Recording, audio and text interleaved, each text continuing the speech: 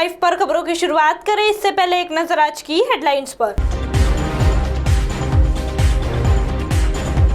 Corona के बाद बच्चों में भी देखे जा रहे हैं नई बीमारियों के लक्षण। नाले की मानसून पूर्व करे सफाई, बेखौफ चल रहा ईंट भट्टियों का कारोबार। आइए अब खबरें देखते हैं विस्तार से। कोरोना के बाद बच्चों में भी देखे जा रहे हैं नई बीमारियों के लक्षण। कोरोना से ठीक होने वालों में ब्लैक फंगस तेजी से फैल रहा है, तो दूसरी ओर छोटे बच्चों में एक नई बीमारी का संक्रमण दिखाई दे रहा है।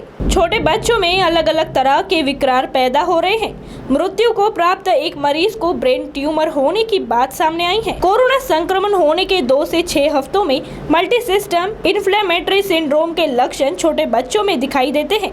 इसीलिए अभिभावकों को सलाह दी जाती है कि वे कोरोना संक्रमण के ठीक होने के बाद यदि वे बच्चे में कोई नया लक्षण देखे तो तुरंत डॉक्टरों की सलाह लें। कोरोना की तीसरी लहर छोटे बच्चों के लिए कितनी घातक है?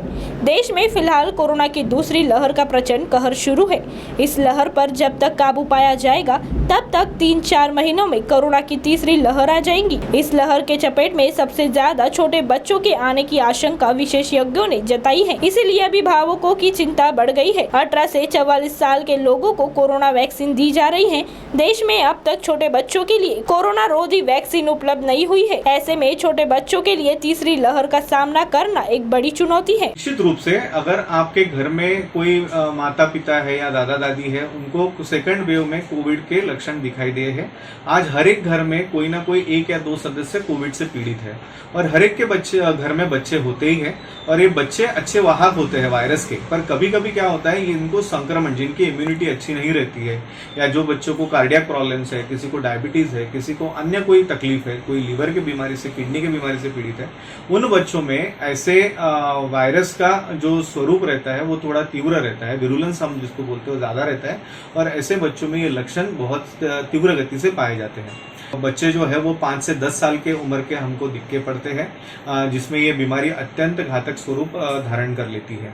इसलिए हमको जिनके भी घर में कोई ना कोई सदस्य या व्यक्ति कोविड से पीड़ित हो या रिकवर्ड हो गया हो, उनकी हिस्ट्री हम जरूर पूछते हैं कि आपके 1 महीने के अंदर या 1.5 महीने के अंदर किसी व्यक्ति को कोविड हुआ है क्या।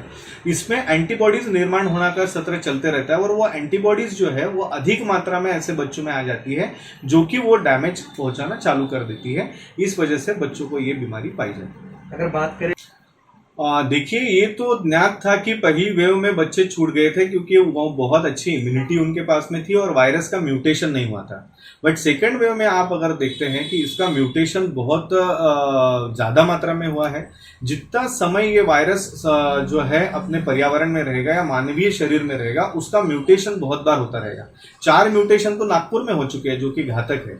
तो उसमें से जो म्यूटेड वायरस है अभी वो वी शेप का हो गया है, पहले वो स्पेरिकल था। इसलिए बच्चों में वो इनेट इम्यूनिटी या उनका एसी इनहिबिटर जो रहता है उसको बाईपास करता है और वो बच्चों में अभी आपको दिखाई पड़ता है। तो हम लोग तो पूरी तरीके से तैयार है और जो प्राइवेट हॉस्पिटल्स के डॉक्टर्स हैं वो भी सरकार के साथ हाथ में मिलाकर काम करने को तैयार है। पर हमें अभी भी बहुत कुछ करना बाकी है क्योंकि हमारे पास एडवांस पीआईसीयू नहीं है। जैसे कि हम बात करते हैं कि एडल्ट आईसीयू की, तो उस प्रकार के आईसीयूज हमको निर्माण करना पड़ेगा।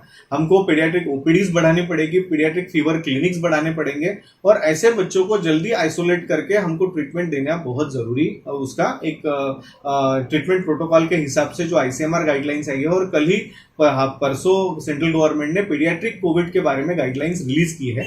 हमारा महाराष्ट्र टास्क फोर्स भी उस पर कार्य कर रहा है। हमारे यहाँ पे भी नागपुर में टास्क फोर्स कमेटी गठित हो गई है। पर सिर्फ गठित समिति से काम नहीं चलेगा, हमको प्रैक्टिकल उतर के काम करना पड़ेगा। हमको एम्स और जैसे बड़े अस्पताल मेडिकल है या मेयो है, ऐसे अस्पताल में अलग से पीडियाट्रिक बेड्स की उपलब्धता करानी पड़ेगी। हमको वेंटिलेटर्स जो पीडियाट्रिक है वो थोड़े से अलग होते हैं और इसमें सबसे महत्वपूर्ण है स्किलफुल स्टाफ, जो कि पीडियाट्रिक सिस्टर ही सिर्फ कर सकती है क्योंकि एडल्ट सिस्टर पीडियाट्रिक में काम नहीं कर सकते। इसलिए हमको स्टाफ को बहुत ज्यादा रिक्रूटमेंट करना पड़ेगा, स्टाफ को ट्रेनिंग देना पड़ेगा और ऐसे बीमारियों से लड़ने के लिए हमको सभी को तैयार होना पड़ेगा, जिससे कि हम नागपुर के जो बच्चे हैं उनको सेफली इस बीमारियों से निकाल सके और उनको मदद पहुंचा सके। तो वहीं दूसरी ओर नालों की मानसून पूर्व करे सफाई। नागरिकों के लिए हो रही है परेशानी का सबब। कचरे से लबालब नालों की सफाई की मांग कर रहे हैं नागरिक। शहर के गंदगी व कचरे से लबालब नालों की मानसून पूर्व सफाई करने की मांग अब जोर पकड़ने लगी है। नगर परिषद सीमा क्षेत्र अंतर्गत विभिन्न इलाकों के नाले कचरे व गंदगी से लबालब पड़े हैं। बारिश के दिनों में यह नाले आसपास रहने वाले नागरिकों के लिए परेशानी का सबब बन सकता है, जिसे देखते हुए अब लोगों की ओर से नालों की संपूर्ण स्वच्छता की मांग की जाने लगी है। प्रभाग क्रमांक 1 अंतर्गत तुमड़ीपुरा क्षेत्र में से होकर निकलने वाले नाले की स्वच्छता का कार्य बीते लंबे समय में अवरुद्ध पड़ा है, जिसका मुख्य कारण यह नाला सफाई कार्य मशीनों के नहीं पहुंचने पर बात की जाती है। जबकि इस नाले के कचरे से लबालब भरे होने से कई बार स्थानीय नागरिकों को बारिश के मौसम में विभिन्न समस्याओं का सामना करना पड़ चुका है। तो वही तीसरी ओर बेखौफ चल रही है ईंट भट्टियों का कारोबार। कलमेश्वर तहसील में धड़ल्ले से चल रहा है काम, ऐसे में प्रदूषण बढ़ रहा है। कलमेश्वर तहसील के लिंगा तथा लाड़ाई में धड़ल्ले से चल रही ईंट भट्टी पर किसी भी विभाग का कोई अंकुश नहीं रहा है। ऐसे में प्रदूषण बढ़ रहा है। ईंट भट्टों के लिए कुंभार समाज के लिए अलग व अन्य ने लगाना चाहा तो उसके लिए अलग नियम रहने की जानकारी है। लिंगा लाड़ाई क्षेत्र जंगल में सटे रहने के कारण वन विभाग की मंजूरी भी आवश्यक रहती है। अब आप हमारे चैनल को ऐप पर भी देख सकते हैं। प्ले स्टोर में जाकर MNS हिंदी लिखिए और ऐप डाउनलोड कीजिए। साथ ही साथ आप हमारे फेसबुक पेज को भी लाइक कर सकते हैं और उन पर भी खबरें देख सकते हैं। लिंक है ट्विटर इंस्टाग्राम पर भी आप हमारी खबरों को देख सकते हैं। आप हमारे चैनल को यूट्यूब पर भी देख सकते हैं और इसे यूट्यूब पर सब्सक्राइब करना ना भूलें। फिलहाल वक्त तो चला है एक ब्रेक का। ब्रेक से लौटने के बाद देश और दुनिया की तमाम खबरें देखने के लिए जुड़े रहिए हमारे साथ MNS न्यूज लाइव पर। नमस्कार।